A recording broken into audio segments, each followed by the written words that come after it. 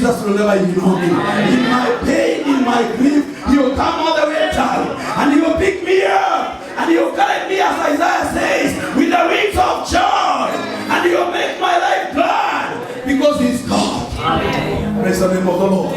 He identified with them and he cried. That he told them this word: I am the life. I am the resurrection. If anyone believes in me, even if they may lie down like Moisés, they are always sleeping, they shall live again. Hallelujah.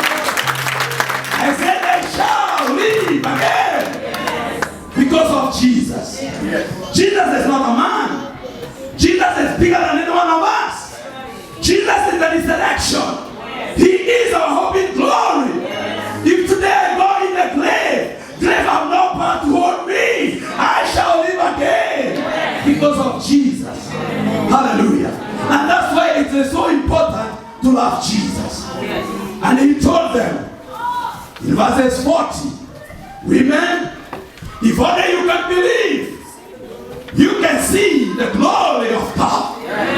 Today, if only you believe, you can see the glory of God.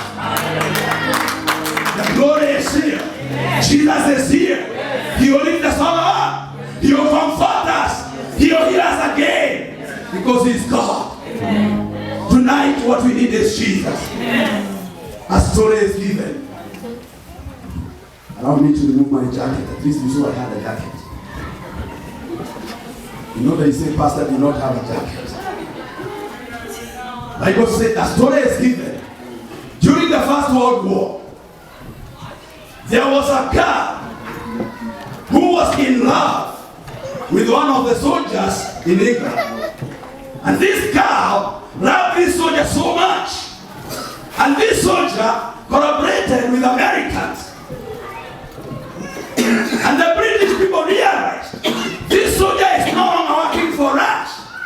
He's working for Americans. And the big general in that war decided this is treason and we are going to kill this soldier.